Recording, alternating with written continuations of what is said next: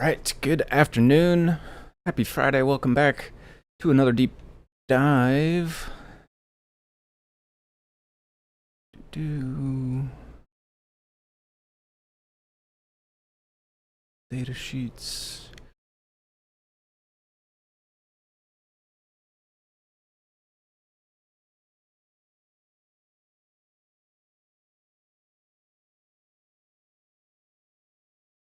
Oh yeah. I learned how to open this from the command line in such a way where it doesn't give me this window that I can't minimize.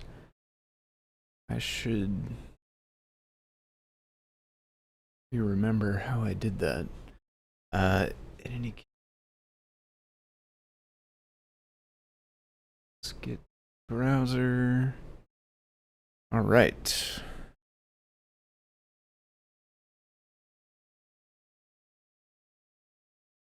Yes, we are all good there. Okay. Welcome. First of all, thanks to anyone who's watching. If you don't know, my name is Tim. I go by Foamy Guy on GitHub and Discord. And this is the Deep Dive, which is a weekly live stream that was originally started by Scott Shawcroft, lead developer of CircuitPython. Scott is out this week. Took a short week, I think, for vacation for the holiday here that we have upcoming in the US. Over the weekend. So I'm filling in here as I do when Scott is out if I can. If you don't know what the Deep Dive is, it is a live stream once a week here at this time around 5 p.m. Eastern Time, 2 p.m. Pacific Time here on the Adafruit channel looking at stuff related to CircuitPython. Scott started the stream as sort of a way to log the development of CircuitPython, and when he's not around, I fill in. I do also work on the project, but not as quite a deep a level as he does, so we tend to be working on slightly higher level stuff when I'm around. But if none of that means anything to you, then I will back up a couple of steps and say, again, CircuitPython is what we usually work on the stream. You can find out more about it at the main website here, circuitpython.org. It is basically a version of Python that runs on tiny computers called microcontrollers, like all the ones we can see on this page here. Also like the one we saw super zoomed in here on the camera, because I have it zoomed really low, but this little Heimeroni Pico system device also is a microcontroller that can run CircuitPython. The way these things tend to work with CircuitPython is you plug it into your computer with a USB cable. It will show up like a thumb drive. You can edit a Python code file on that drive, and when you save it, the microcontroller will actually reset and then interpret that and execute the Python code for you, and your code can interface with whatever other peripherals you have hooked up. So some devices are general purpose. You kind of have to hook up something to make it do much of anything. Other devices are more purpose-built. They have stuff built in, like this Circuit Playground is really good for educational stuff because it's got a handful of sensors. It's got a bunch of NeoPixels you can light up, buttons, a switch, speaker, I think maybe a microphone, IR stuff. So others like this macro pad right here are also purpose-built. They have built-in slots for Cherry MX keys. There's a little knob up there and a screen, so you can make yourself a nice little sidecar, 9 pin or 9 pad, 10 pad macro pad there. So yeah, check that out, circuitpython.org again. That's where you can learn more about it. As always, we will say thanks to Adafruit. Adafruit is a hardware and software company based out of New York.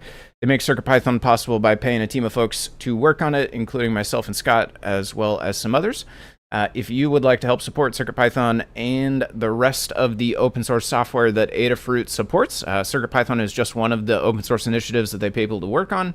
There are others as well. There are lots of Arduino drivers that are Adafruit open source code. So if you would like to help support them and all of the open source software that they support, one of the easiest ways to do it is by purchasing hardware from them, which you can do on their website, adafruit.com.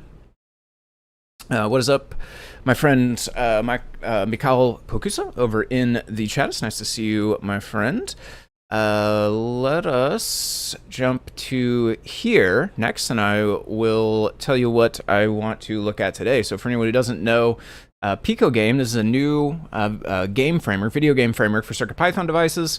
This has been discussed a bit over in the CircuitPython dev channel on the Discord, so if you want to see kind of the history, you can search for it there, or if you want to just be aware of stuff like this as it pops up, then I would encourage you to join us there, or at least keep an eye over on the CircuitPython dev channel. You can find all sorts of cool stuff over there. Looks like my head is going to be green screen clipped before we're done here, but that's all right.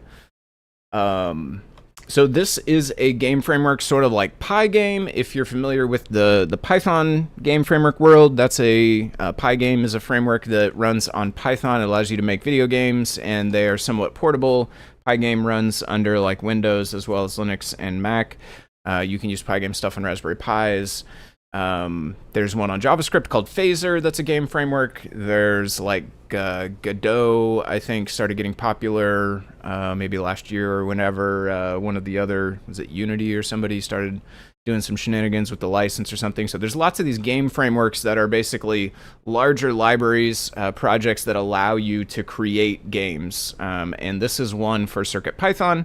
And this is really, really cool. So for anyone who has never looked into games much on CircuitPython, one of the things that always made it basically a huge challenge was the rendering speed. So in CircuitPython, there's a couple of different ways you can draw to displays, but the most up-to-date one, the sort of most modern one that is the one we tend to point folks towards, is called Display.io.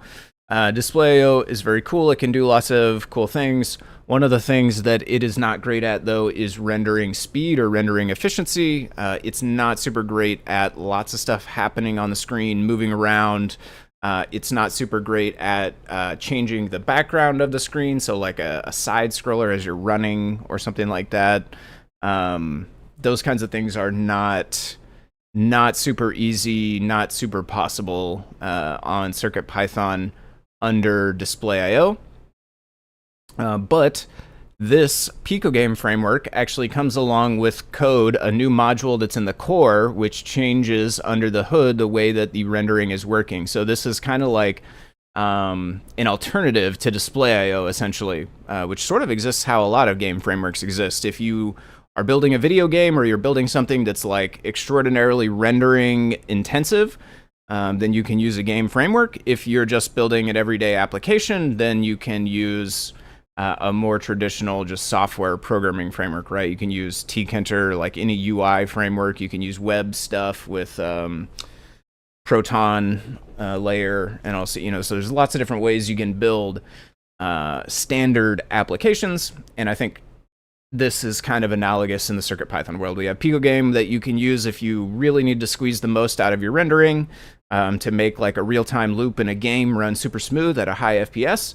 Or if you're building like, a macro pad with a fancy menu, and the real-time fast-paced rendering doesn't matter as much, then you have Display.io, and you have lots of high-level helpers and objects that make it super easy to represent your interface programmatically. So it's kind of this balancing act of speed and rendering versus Display.io. You have this whole library of widgets and things that are built on top, which allow you to make compound controls and layouts and all kinds of things very easily, but do come with the drawback of the rendering speed. So picogame, check it out. The website for it is here. You can see picogame.makerclass.cz.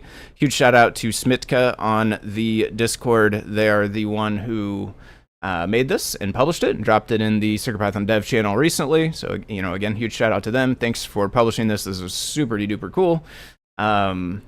And I would encourage folks to take a look at it. I will say right now, you need a custom build of CircuitPython. So on, let's see, we can find the GitHub here. So right now, what you would need in order to test it out is you can go maker class CZ, find the fork of CircuitPython. Python right here. And then I think, so the default branch is picogame. So if you grab this fork of CircuitPython in the picogame branch, then you can build it for the device that you want. So in my case, like I built it for the Pomerone Pico system, which I will actually do right now as well. Again, I'll do because I think there may be changes that I don't have just yet. Yes, what is up, my friend Smeetka? Nice. I'm happy you could join us. For sure, though, no worries if you gotta head out and get some sleep as well. I know the time zone difference a bit brutal, probably. So let's see, git pull. Yeah, so man, this thing is super cool. By the way, I can't say enough how cool I think this thing is, honestly. So let's go make a fresh build.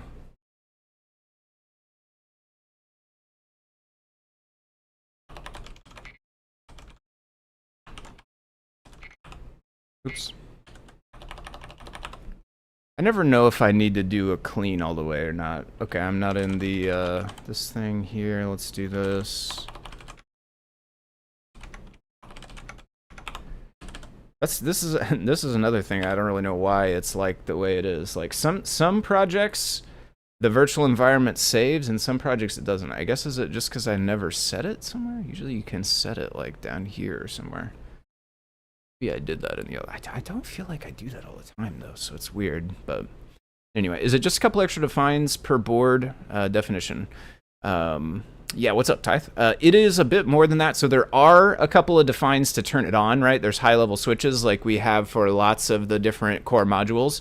So that is the sort of small little, just flip this switch to enable it. But I do believe there is a larger implementation, either in shared module or in the ports. Yeah, so picogame here in shared module. So there's a new core module that goes along with it as well. So there's bindings over in shared bindings, and then there's implementation here.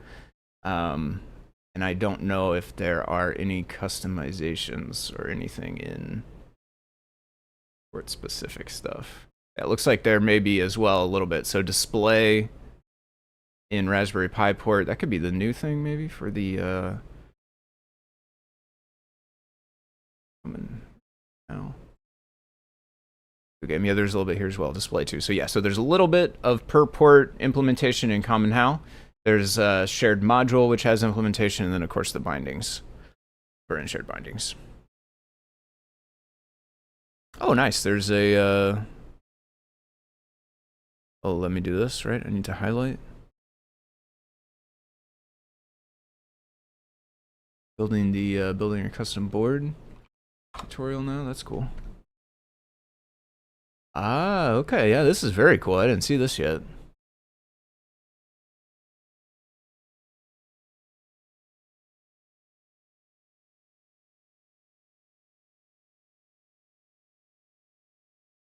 So do you, and I guess this page will tell me, you need a custom build if you're doing your own wiring? Ah, settings. Oh, that's very cool, actually. Interesting.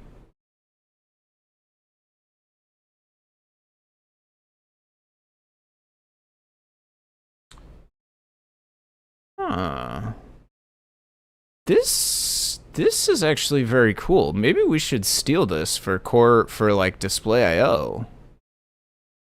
Because one of the things we have with display IO is like if the display is built in, right, built into the hardware, then we define it inside the core and it gets auto initialized and everything.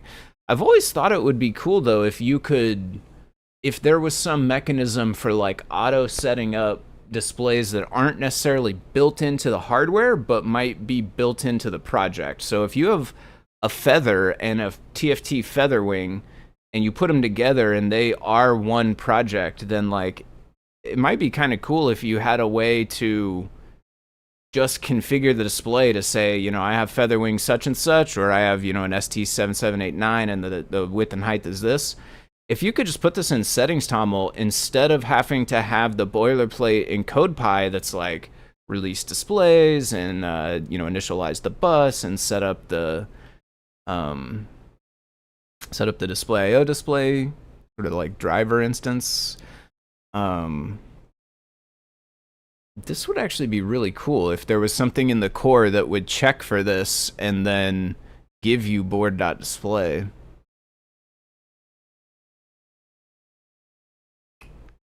That would be cool. There's some pre-compiled UF2s as well. Okay, cool. So if you have a common device, then you can maybe just grab a build. Let's see, actually, speaking of build, did this finish? Yeah, it did. Let's flash this.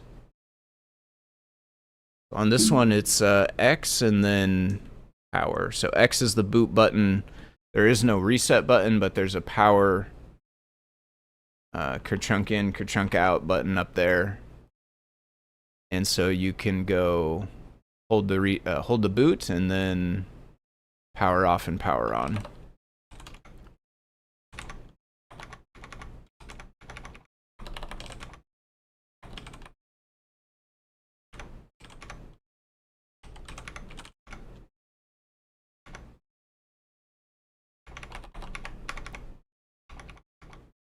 Except for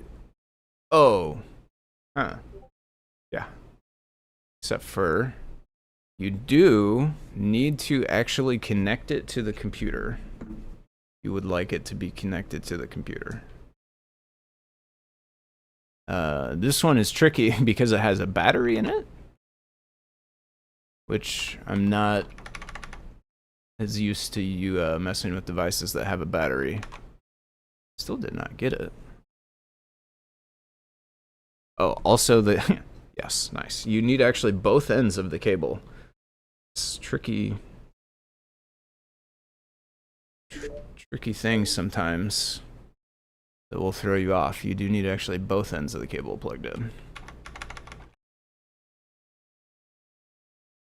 And then you need to go to on instead of off. And then finally, it will be actually connected. Okay.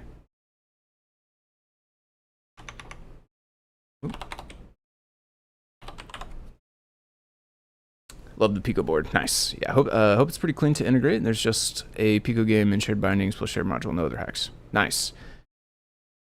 Yeah, I'm excited. I know you were asking about how to get it merged in and combined with CircuitPython. Like ultimately, I think after a bit of testing, and like hopefully we get a couple of people maybe trying it out on some different hardware. Like I'm thinking we'd be happy to just like PR it in because we have the switches. Like right, we have these, so we can always disable it for any boards where it's not going to fit, or any boards where it's just not like a gaming kind of a thing or whatever. We could always disable it on those. And I've heard no real objection to that ultimately to getting it merged in. So I think eventually we'll probably just PR it, and we can work with Scott and Dan or anybody else that has ideas about how best to change or do anything. Let's see. Is that the original upgraded Pico 2? They also have a new version where you can output on a screen. This is if you're talking about the hardware, this is it's not very new. It's Pimeroni Pico system. There's no markings on the back. I'm not sure. It's probably not the new one. If there is a new one that is new within the last like year or two, it's not that probably, because this is at least I think a year or two old. It is a RP2040 240 by 240 display.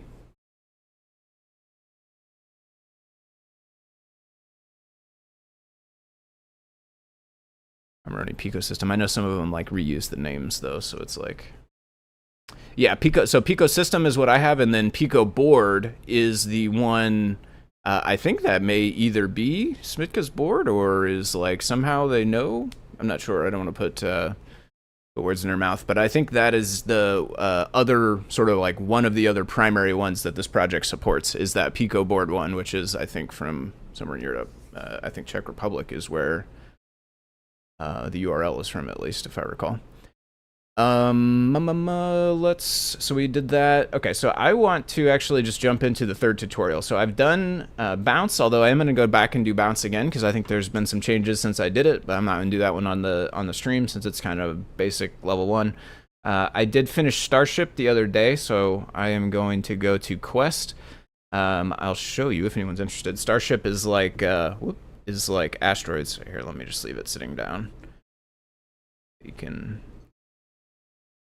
the ship, you can fly around, and I'm intentionally flying kind of slow because I'm not super good at controlling it, but you can actually go quite fast, and it's able to keep up with rendering.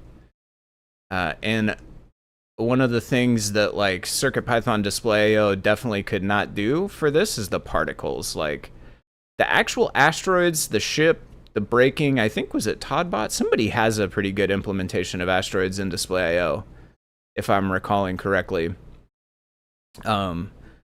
But one thing that we definitely could not do really with display.io is the particles. So if you see when I fly the ship, there's particles coming out the back.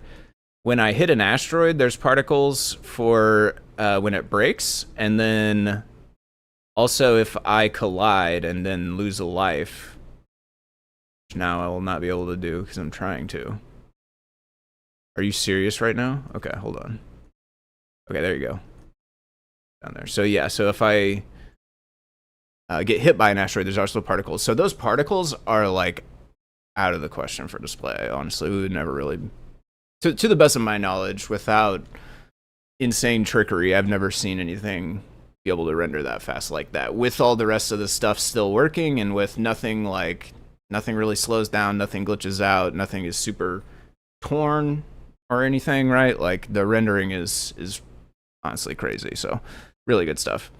Yeah, we have PicoPad Pro with external video card and another RP2040, which is sniffing spy and translated to DVI VGA. Nice. Okay, so yeah, asteroids. This one's really cool. Check this one out. Let me here. Oh, nice. It can't. Oh, yeah, I forgot about this as well. So there's a shim for is it Stage U-game microgame. So if anyone does use the Stage, which is another sort of game framework, honestly, for CircuitPython, was another alternative to display.io, made by Deshipu. There is a compatibility layer, from what I understand. There's a way, I haven't tested that part just yet. But I think stage code can be made to work under this and may still get the benefits of the rendering improvement. So super cool. All right, so this one is Zelda-ish overworld. Walk on a scrolling map, collect coins, talk to the NPC, fight slimes, complete a quest. Assumes you've done Bounce and Starship, which I have. Excellent. So this is where camera and tile map.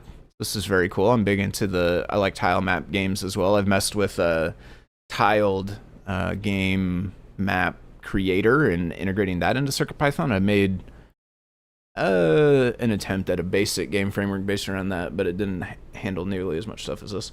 I'm not the original creator of PicoPad board, but my friends made it. My friends make it, and I port all those sorts of things to it. I gotcha. Okay, so it's not first-hand board, but it's somebody you're friends with. Okay, it's good to know.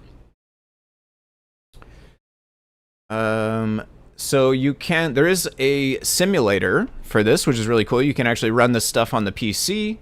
I have not dived into that just yet, although that is another thing I'm excited to do, and another very cool feature of this is the ability to iterate with your game on the PC and then eventually move it to hardware.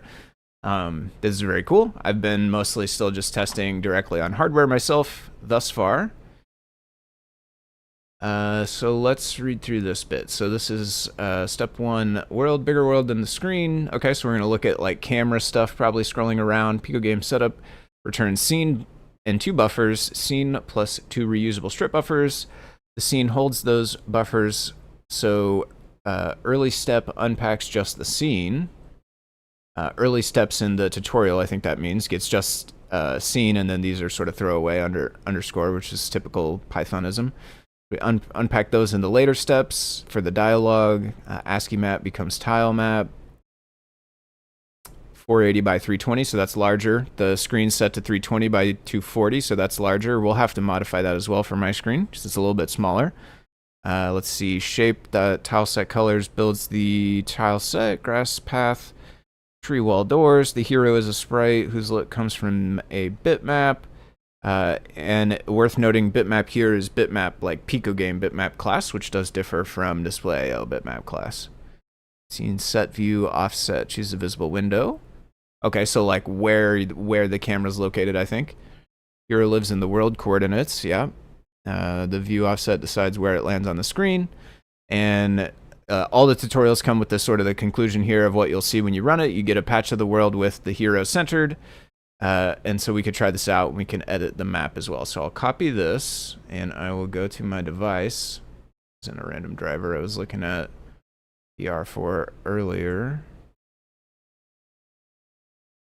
Let's see.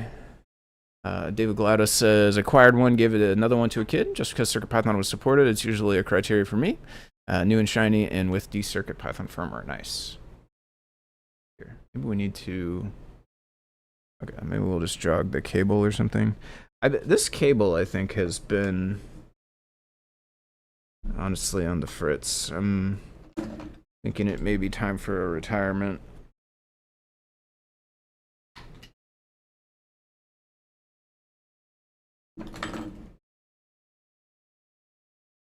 They wrecked the camera. There we go. Oh, that's not as bad as I thought.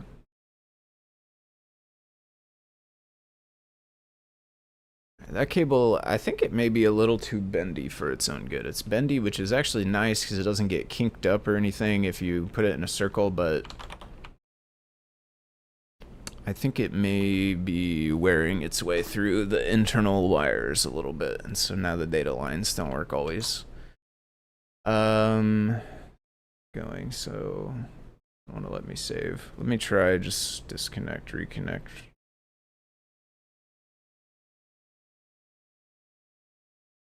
Disconnect doesn't actually disconnect, but I think that might be strange quirk of my hub. Honestly, I think my hub does something janky.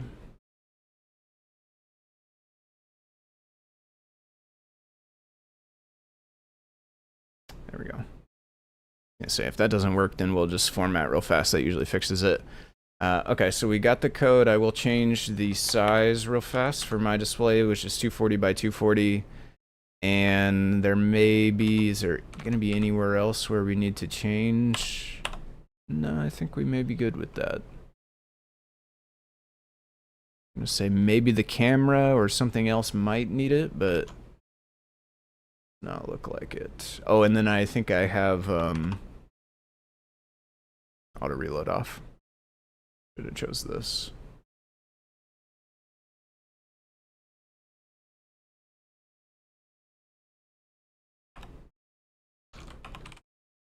First tutorial step, you can run it in the online sim. Oh, you can run it right through the website, actually. Nice.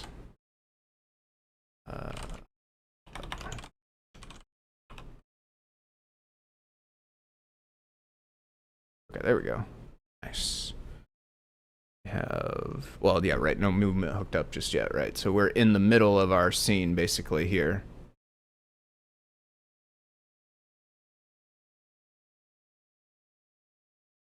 Guessing maybe this box here is this box here, and ASCII makes it a little like the aspect ratio gets distorted, right? Because characters are taller than they are wide, so visually here in the code it will look narrower than it is here, because these look like squares. But yeah, it looks like we are rendered here, and so I'm guessing colons then are probably this wall coming down here. We have the empty one there, I'm guessing is the N, like that. Okay. W is probably for wall. G maybe for goal, D for door. Those are all guesses, but I do think we see that stuff. Let me run it here as well. Yeah, I have not done the browser as much. Oh, nice, yeah. Oh, and you can even change here. Oh, this goes down, you can even do smaller ones too. Yeah, and I saw Fruit Jam. I'm excited to test out the Fruit Jam as well. Oh yeah, we can even see. Look at that. Matches our exact view of it. Nice. Yeah, that's very cool. So yeah, folks, if you don't even need the hardware necessarily, you don't have to do the builds or get the UF2s or anything. You can actually test this stuff out in the browser as well, right? Which is super cool. And I have found the tutorials are a nice pace of like show you one thing and then add something to it that's like gives you a new twist in the one that you can run, and then it keeps adding a new thing to it to get you to the end where you have kind of like a fully running game fragment, if not a fully running game, right? Like no like, grand storyline or so. It's not a game you would go and sell to the world, but it's like a functional game, right? So very, very cool stuff. So now we will work on movement and the camera following. So 4-direction movement, using input after each move, follow. Okay, very cool. So the follow, you can clamp, you can basically, it looks like, call follow for the camera to follow onto some other object, the player or something else, I imagine, as well, if you set it up differently. Clamp to the world so you never see past the edge. Near an edge, the hero walks towards the screen instead. Nice. No collision, so we'll just be walking over stuff, no problem.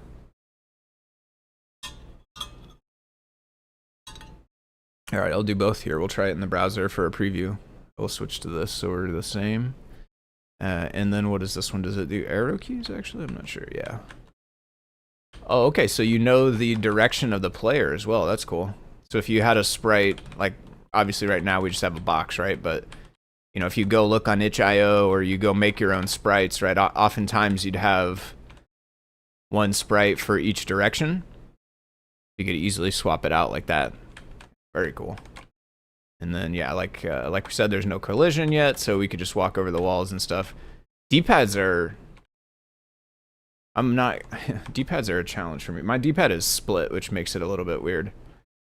I'm a WDASer, but actually I'm scooted over from that as well, so I'm actually a ESDF for my arrow keys on most things.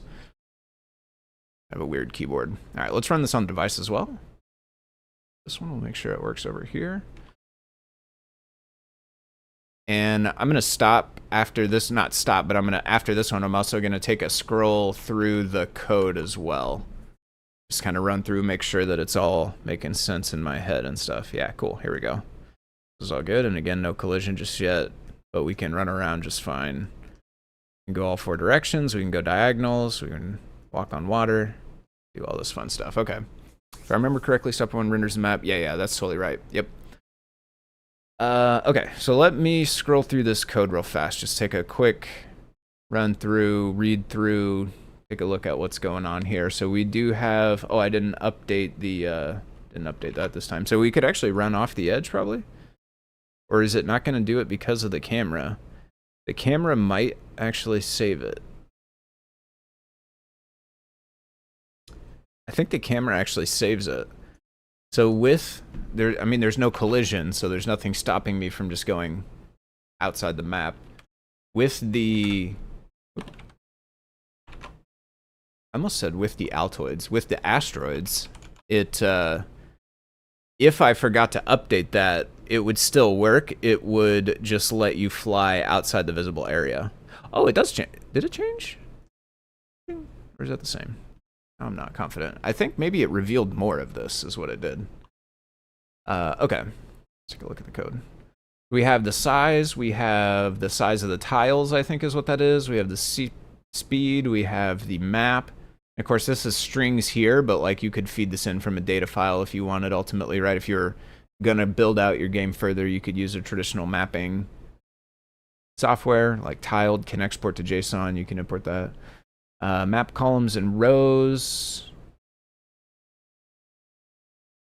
Okay. So this is display size, and then this is actual like world size in tile units, I assume. It's 20 or 30 rather. 30. Yeah. It says so. PyCharm down here will tell me. Then we have a mapping between the characters here and the tile type, and I'm guessing that ones eventually, once we add collision, maybe the ones that have a value of 1 will be passable, walkable. You can walk on those, and maybe the others won't, or maybe it's just the case that all of these share a similar behavior, but just a different sprite or something. But in any case, they do all have 1s, whereas the rest of these start counting up. I'm sure it will become apparent in time. We have colors for each tile. This one is just a list, so we'll have to see if it gets used. Yeah, so in a loop here, that colors colored in. Not sure what order they will end up in. That's one question. Is so like these are in a list, so they're in order. This is the first color in the list, the second color, so on and so forth. Presumably those would match to the tile types. I'm not sure where the order comes in. We'll have to see if we can find it. Up, down, left, right, orders. So those are mapping to frames within the sprite. So each sprite can have multiple frames. As I understand it, you could use that for animation, or in this case, it's being used for the different directions. So like which way the sprite's going.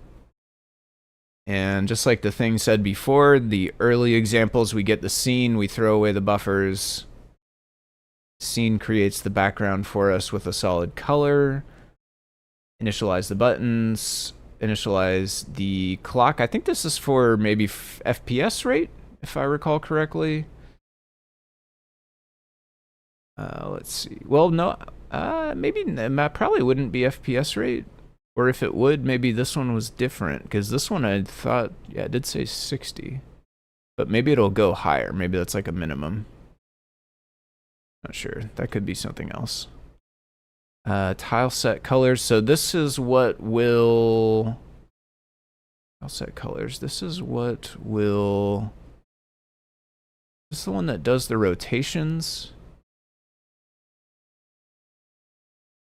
No.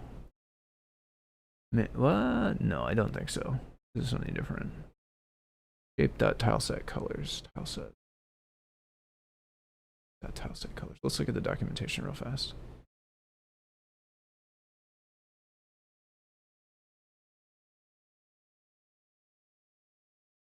Shape.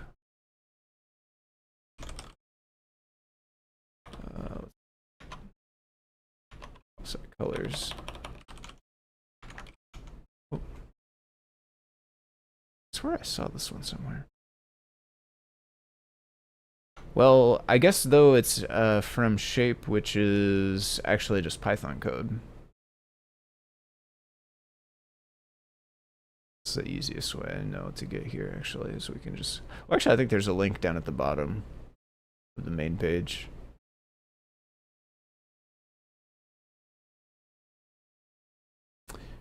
Toddbot says, ooh, picogame. Yep, did a version of Asteroids for CircuitPython with display years ago. And there's a link to it. Nice, yeah. Yeah, I remembered we had Asteroids, and it's really cool. And this unlocks a couple of new ways to render the particles and stuff, especially, is the big thing that we couldn't do before. Okay, so tile set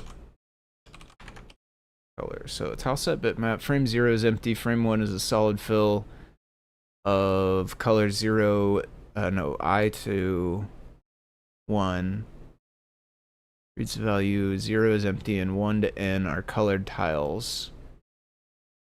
Empty plus n, solid bricks / dots. Arkanoid, Patman, Dig Dug, each built by hand, differs from color frames, whose frame 0 is already a color. I probably need to look at it, truthfully. My brain is not super good at parsing that kind of stuff out all the way. But if I could just see for a second, if we render it, maybe. Or maybe go back and add some prints or something, I'll be able to figure it out. So let's keep parsing the code, though, because the other thing is it might fit into the rest of the code and then snap into focus. So let's see. World is a tile map that comes from this. Nope. Map is not involved just yet. Actually, it's tile set.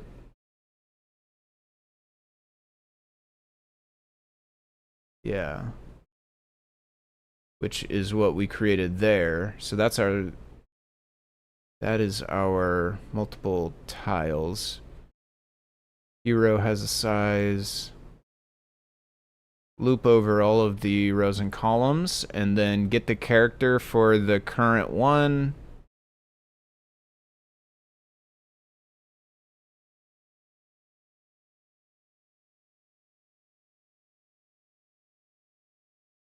Yeah. Equals the ternary. I don't use ternaries personally too much to throw me off a little bit, but it is basically character is the one from the top from the map if you're in bounds, otherwise it counts as a dot. Period, whatever that is. I think empty space if I call it like all of this. Then it goes world.tile, this location from our loops, and then char to tile, that must be this lookup here. Okay, I think these numbers, I think I might be picking it up now. These numbers maybe correlate with these indexes. So all of these tiles maybe use this color, this bitmap. Technically, you could make it a sprite later on. Right now, it's just a color, but... And then... Well, maybe it's indexes, so maybe it's 1 instead of 0. Oops. That's not what I want to do. Needs some work in documentation. So char to tile maps the characters in the ASCII map above to the tiles. Yes, okay. So those go to either indexes or numbers. Let's see, 1, 2, 3, 4, 5, 6, 7. So there are 7 total. So this would be out of bounds if it was indexes. So it's probably just one base numbers. Let's go back here. Okay, world.tile then. So this is mapping to that. If the character is P, so that is, I'm guessing, player. Yep, hero equals this location that we are currently on. So this is like drawing the map initially, basically. Drawing the world into world and then adding it to the scene. So in display.io analogy, this would be like filling your tile grid with ints to set up your different tiles. One thing I will say is it seems somewhat similar, the way that you've got the way that the sprites work is similar to the way that the tile grids in display.io work. It's not the exact same one-to-one, but it's close. So I think folks who are coming from display.io, like, it's not entirely foreign. There is some stuff that's different, and none of the body of widgets and stuff can be directly used, but the concepts are not that like fundamentally different, truthfully. The API concepts under the hood, there's some magic sauce for sure to make this render faster. We have hero bitmap. Okay, so yeah, if you had artwork, you could this would just be like rendering from a file or something, right? In this case, it's just the code that makes the little placeholder character, right? Where was our this one? Yeah, this thing right here. So this is basically just code that is literally building out a bitmap. And again, that could come from a file later on. Easy enough, I'm pretty sure. Add it to the scene. So yeah, scene is like the core thing. Anything you want to show on the display, you add to your scene. Follow function is here. So this is what is keeping the camera snapped to whatever we want. In this case, the hero's location. Then we get our loop. We pull for buttons. We check if, well, this is handling movement, right? So it's basically saying the way these work is you end up with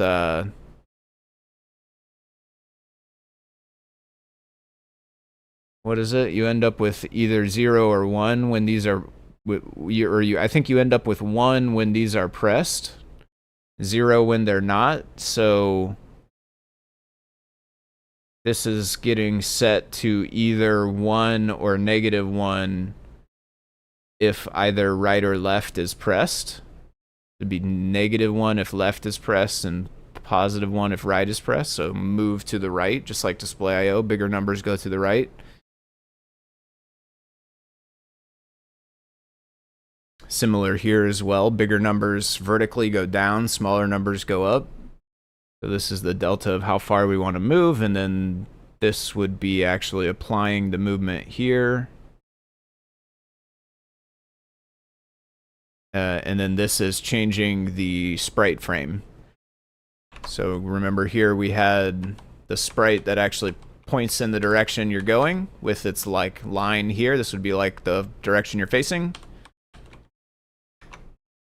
So this is what's changing the frame to show the correct direction. If we changed X, then set the frame to either right or left. If we changed Y, then set it to up or down. If we changed at all, then move the hero, and whenever we move the hero, we call follow to make the camera catch up. Refresh, we call tick on the clock to keep everything running. Okay, cool. Yeah, pretty straightforward stuff if you are used to other game frameworks. Very straightforward stuff, very cool. Let's see, oh, this was from before, okay. Step three walls in collision. Let's grab the code and we can look at the changes here. So it does the diffs that basically show you the main essence of this part of the lesson. So we have like a Boolean function, looks like. Takes a pixel XY, and I'm assuming it returns true if it's solid, so you can't walk on it, or false if you can. So it will take those, it will look up the tile that's at that location. So this might be, is this converting back from, sounds like it's converting back from screen pixels, or are these world pixels? World pixels would be tiles, I think. Y divided by tile. How does the camera play into here? Maybe these are world pixels in the entire world, not accounting for the fact that we are using a camera for our field. So we are getting tile X is pixel X divided by tile. Yeah, this has to be... I think it has to be outside the... I think it has to be the whole world, not just the part of the camera that we see. Tile X... so this is just dividing it to find... Because the tiles, I think, are either 16 or 8 wide. I think they're 16.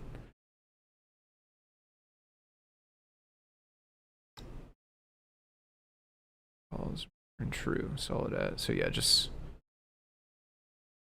So if it's outside of the bounds, then return true. So we're not allowed to walk outside the bounds. Everything outside the bounds is counted as solid. Otherwise, if we're not out of bounds, then it calls world.tile in solid. So solid is this, got added. Okay, and then these are those values, I think. All the ones that were not passable in this dictionary, right? So... 3, 4, 5, 6, I think it said, right? Yeah. 4, 5, 6. So actually, and then G is goal, I think, so that would make sense. Or maybe it's gold coin or something. Can walk. Probe the hero's body corners. Inset by 2 pixels must be all free.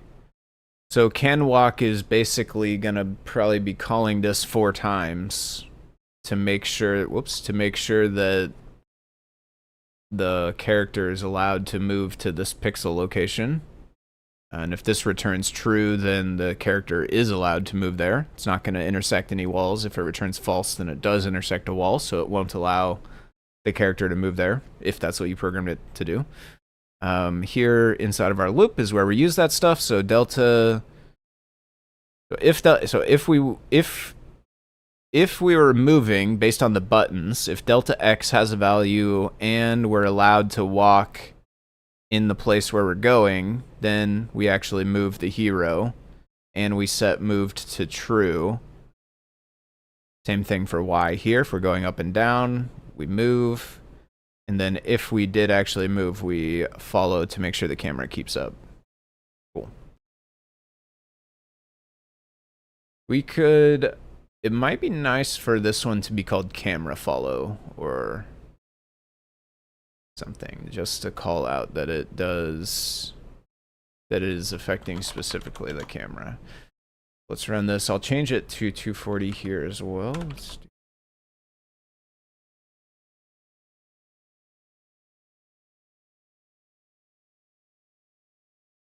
nice.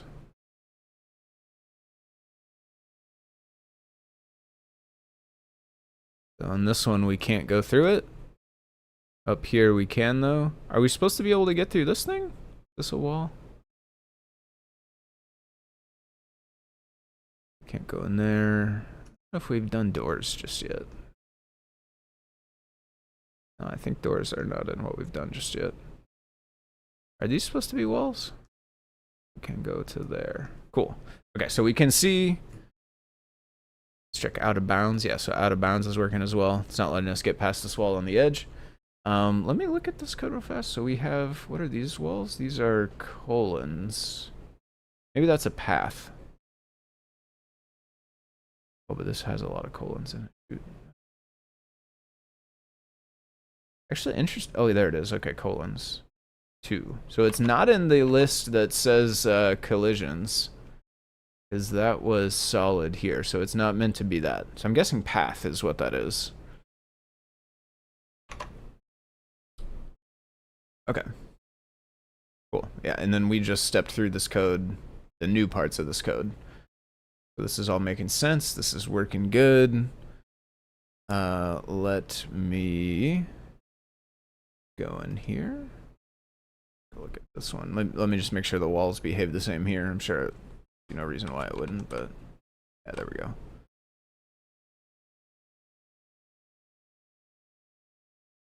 Same thing. So you can't walk on water anymore, and we can't go outside either.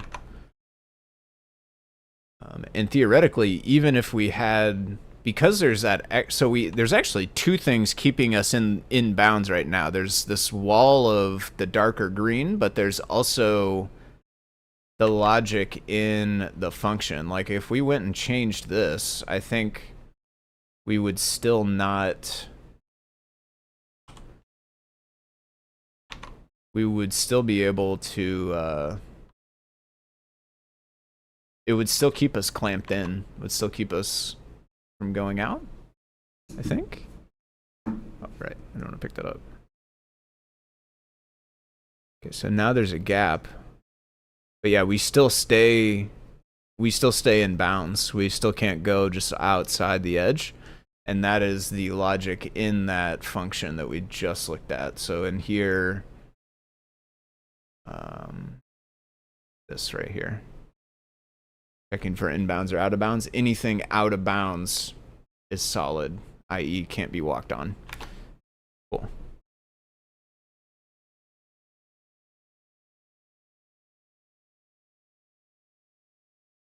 Oh, wrong page. Here we go. Okay, animations up next. Walk animations. So hero becomes 8-frame sheet, 2 steps at 4 facing directions. So right now we have four frames in the player sprite, 1 in for each direction. Have to add some constants.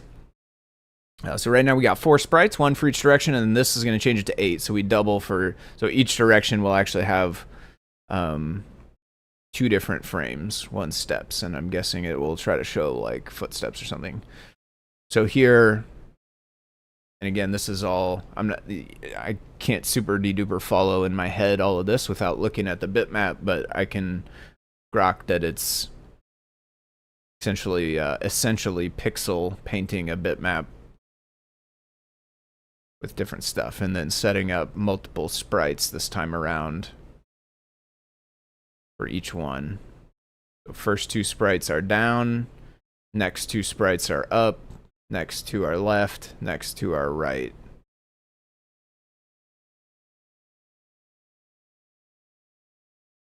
And so this is pretty much only a change. Well, no, okay, that's not true. I was going to say that's pretty much only a change to a bitmap, but that's not true, because what we have is this stuff here too. Let me look at the old one. pg.sprite for the hero. Hero equals. So before we had the bitmap, the location, and the frame. All right, so that part is the same, but this part is new here. So we have now walk, animated sprite, gets passed in the regular sprite, hero, and then takes this, which is a dictionary with, in this case, directions, down, up, left, right. Each value is a tuple. Presumably those, I think, are the sprite indexes within the larger bitmap that this code generates. And then... right, this is doing that, which makes it a little weird. So here, when we moved, after we make the camera follow, we do walk.play, which will play the animation. The animation that we want to play is the one that is getting looked up from here. So basically, facing is going to be one of the strings in this dictionary, left, right, up, down. Wait, no. No. Facing is just going to be a number. Like, down is 0, I think. Yeah, right here. And then face name. Okay, so face name is going to be the string. Okay, facing is the int, the index, and then face name is the string. Walk.tick. So this is going to start the animation and call tick on it, so that actually will show different frames. Else, if we did not move, then we set the frame to facing times 2. Interesting. Still frame for the current facing.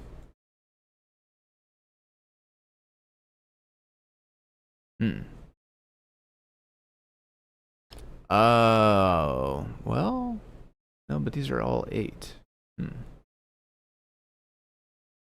Let's run it. Maybe it's going to show the facing line only when you stop. Is that what's going to happen here? Oh, I do need to reset this manually. Oops. I have disabled auto run.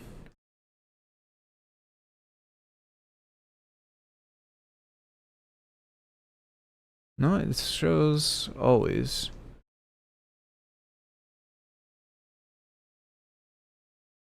Okay. I think it will be tough to see on the screen here. I think it's at the very bottom. Let's run it on this one.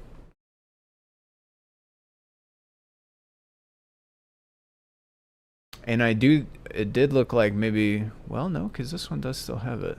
So it's these two little things down here, I think.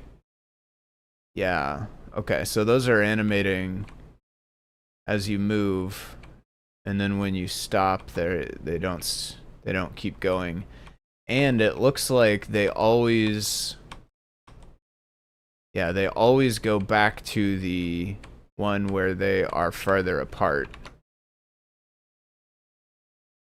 Okay.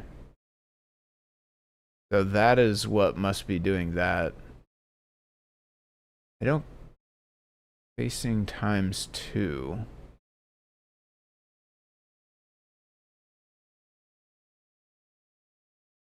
I don't quite follow all the way. I think I would have to see... It would probably click, like, instantly for me. If I would render this full bitmap. Just to look at how the things are laid out inside of it.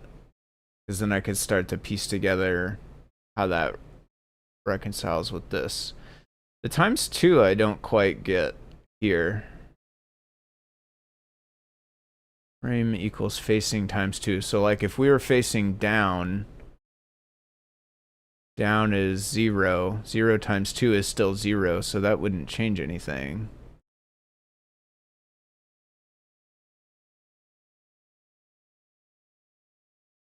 But if we were facing up, or yeah, up, that would be 1. 1 times 2 is 2. Then frame would be set to 2.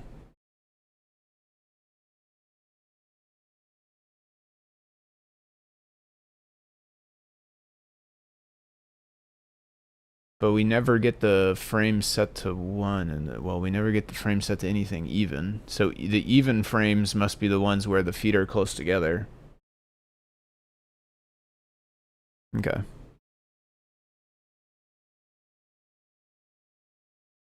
right, is there one more? Let's see here. Oops. I did a regular click. Items. There's actually probably more than one more, aren't there? 5, 6, yeah, all the way through 8. So I made about halfway, actually. Step 4 I did. Step 5 I didn't.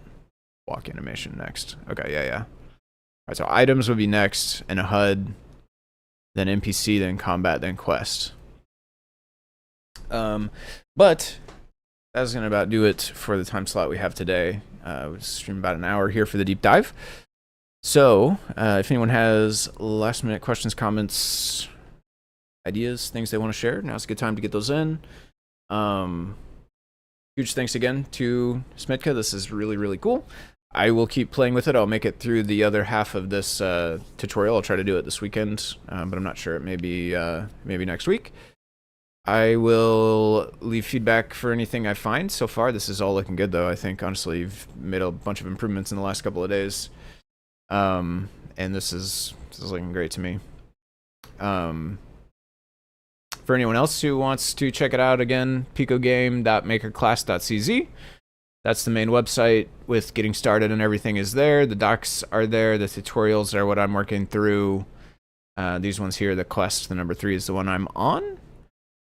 I'm trying to think if there's anything else. As far as I know, Scott's planning to be back next week, so I think next Friday, 5 p.m. Eastern, 2 p.m. Pacific here for the deep dive. I'm pretty sure it should be Scott. I will be back on Tuesday still for my slot there on Tuesday morning. That's at 10 a.m. Central Time, 11 a.m. Eastern, 8 a.m. Pacific on Tuesdays here on the Adafruit channel, so I'll stream then. And then possibly next week, I think. I think I may start back up the Saturdays. So before several, like I usually stream over on my channel on Saturdays at 10 a.m. also, 10 a.m. Central Time. But I took a break from doing that while I was filling in for a bunch of deep dives here on Friday afternoons. So I think Scott's planning to be back next week for deep dive, and I think I'm planning to get back to these Saturday streams next week as well. So Saturday morning, 10 a.m. Central Time, I will be here over on my own channel. I'll drop links in the live broadcast chat on the Discord when I get going. But until then, I think that is all for now. So I will bid you farewell. So long. Thanks again to Smitka. Thanks again to everyone for watching. So long, farewell, and I will see you next time.